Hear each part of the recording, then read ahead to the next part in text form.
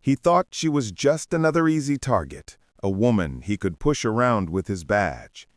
He hadn't counted on her walking into a courtroom and turning his world upside down. The night smelled of rain and warm earth. The highway peeled away from the town like a black ribbon under a moonless sky, and the stars outshone the streetlights. It was close to midnight, the kind of late that makes everything feel a little too quiet. Sarah Jenkins gripped the wheel of her old sedan, eyes flicking to the rear view every few seconds. She wasn't speeding. She hadn't been drinking. Her taillights were fine. She'd checked them last week, but her gut tightened when red and blue flashed behind her. Pullovers like this had become a story she knew from friends and the news. Routine for some, dangerous for others. She eased onto the shoulder, heart steadying into a practiced rhythm. Hands at 10 and 2 like they taught in the community talks. The patrol car idled behind her, engine low and patient. When the officer got out, his boots crunched on the gravel and his flashlight cut straight into her eyes. "License and registration," he said. No greeting, no explanation, just the demand. Sarah reached slowly for the glove box, keeping every motion visible. "Am I being stopped for something, officer?" she asked, calm but firm. He didn't answer at first, just swept the beam over her car as if looking for an excuse. "You were swerving, and your taillight's busted." "That can't be. I just had it serviced. Are you calling me a liar?" His eyes narrowed under the brim of his hat. The name on his badge flashed in the light. Officer Harlan Reed. Sarah felt that chill then, the one that said this wasn't about a busted bulb. It was about power, about who he thought she was, a black woman alone at night. "No, ma'am," she said evenly. "I'm just stating a fact." Reed smirked. "Step out of the vehicle." "Why?" she asked. His hand rested near his gun. "Because I said so. Now get out before I make you." She weighed her options the way everyone did these days. Comply and hope, or push back and risk everything. She'd seen the videos, heard the warnings, but she also knew her rights. Slowly, she unbuckled, opened the door, and stepped into the cool air, hands visible, posture straight. "Turn around, hands on the car," Reed ordered. "For what? I'm not under arrest, am I?" she asked. "You are now," he said, stepping closer, "for resisting an officer." Her stomach dropped, but she didn't flinch. "This is wrong," she said softly. "You know it is." Reed grabbed her wrist, twisting it behind her. The cuffs clicked tight, too tight. Pain shot up her arm. "You talk too much," he muttered, and shoved her toward his vehicle. "You have no idea who you're messing with," she whispered. He laughed, cold and hollow. "Lady, I don't care who you are. You're nothing to me."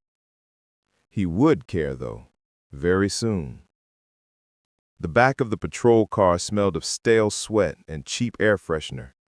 Sarah sat with her wrists throbbing, staring at the metal grate between them. Reed drove in silence for a while, then started humming an old country tune like it was just another Tuesday night. "You know," he said, glancing in the mirror, "most folks just say yes, sir, no, sir, and go on their way." Sarah met his gaze. "Most officers don't abuse their power," she said. His hum cut off. His knuckles whitened on the wheel. "You got a smart mouth, don't you?" She didn't answer. She held his stare until he looked away. At the desk sergeant barely glanced up. "Another one, Harlan?" he sighed. "Uncooperative driver, resisting," Reed said. "Processor." Fingerprints, mugshot, the humiliation of routine. Reed watched the whole time, arms crossed, smirk in place. "Enjoy your night in the tank," he said as they closed the cell. Sarah sat on the hard bench, the cold seeping through her suit. The bulb above buzzed like an angry insect. She closed her eyes and breathed. This wasn't the end, not by a long shot. Reed had no idea who he'd picked on. She was a federal prosecutor. Years of taking down corrupt officials were under her belt, and now Reed had given her ammunition. He stopped at her cell, leaning on the bars. "Comfy?" he asked. "Actually, I'm right where I need to be," she said, smiling slowly. His brow furrowed. "What's that supposed to mean?" "You'll find out," she said. He scoffed and walked away, but she could see the seed of doubt planted. Hours passed. The station quieted. Sarah's mind, though, ran through the law, every angle, every precedent. Reed had handed her pieces of a case. Then a voice at the front desk cut through, urgent, a phone call. A lawyer, high profile, demanding release. Reed's voice rose. "Who the hell is she?" "Federal prosecutor," came the reply. Reed stormed back, face flushed. "What did you do? Call someone?" Sarah dusted her hands. "I didn't have to. People look out for each other." "This changes nothing," Reed snapped. "You're still going down for resisting." "No," she said, stepping close. "You're the one going down.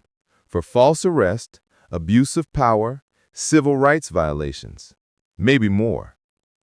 Fear flickered across his face. He muttered and retreated. Morning brought a gray, misty courthouse. Dew slicked the steps. Sarah walked up them free, bail posted by a colleague. Sharp suit, hair pulled back, only the fire in her eyes giving away the night before. Inside, the courtroom hummed. Reed sat at the witness stand, his uniform crisp but his face tight with worry. Judge Alana Vasquez called the courtroom to order with a bang of her gavel. "We're here on charges of resisting arrest," Sarah's side opened, "but the evidence will show this was not a lawful stop. This was harassment, pure and simple." Body cam footage played. Reed's blunt commands, Sarah's calm questions, the rough handling, the cuffs. The room went still. Reed's face drained of color. "This isn't isolated," Sarah's attorney said. "We have records, dozens of similar stops, all disproportionately involving drivers of color. A stack of complaints filed against Officer Reed, ignored by the department until now." "That's not true," Reed stammered. "I enforce the law equally." "Then explain this," the attorney said, and laid out the files. Witnesses, even some former colleagues, testified to a pattern. The evidence mounted. Sarah took the stand last. Her voice was steady. "I didn't resist. I asked questions. That's my right, as an American, as a human being." Reed thought his badge made him untouchable. He was wrong. The judge dismissed the charges and ordered an immediate investigation. Reed was let out, badge stripped, stunned. No words passed between them. Sarah had won, not just for herself, but for everyone he'd wronged. Outside, sunlight felt like a weight lifted. But the fight wasn't over. Internal affairs dug deeper. What they found was worse than anyone suspected. Years of complaints, cover-ups, colleagues who looked away. Reed wasn't an island. He was the spark that lit a cleanup. Suspensions followed, retrainings, new policies. Body cams went mandatory. The shadows where bad actors hid began to shrink. People started to speak up, inspired by Sarah's example. Strangers called to say, "Your story gave me courage." One woman reported her stop and got justice. Hashtags trended. Conversations moved from kitchens and coffee shops into police stations. Change took root, but it wasn't painless. Sarah faced threats and accusations of being anti-cop. She answered them the way she always had, by saying this wasn't about every officer. It was about those who tarnished the badge. The good ones deserved better accountability, not silence. Reed lost his job, his reputation, even the life he'd built began to unravel. He sat alone one night, beer in hand, watching the news, Sarah on the screen talking reform. Regret hit him too late. Sarah, meanwhile, kept moving forward, promoted at work, mentoring young lawyers, teaching them to stand up and use the law as both shield and sword. Her story became part of that town's memory, told to kids so they'd grow up knowing no one is above the law, not even those who wear the badge. So what's the takeaway? Know your rights. Record encounters when it's safe to do so. Support reforms. And maybe, just maybe, be the person who speaks up when others can't. If this hooked you, like, comment where you're watching, subscribe and share. Talk about it. Keep the conversation going. Stories like Sarah's don't just entertain, they empower. Maybe the next person to make a stand will be you.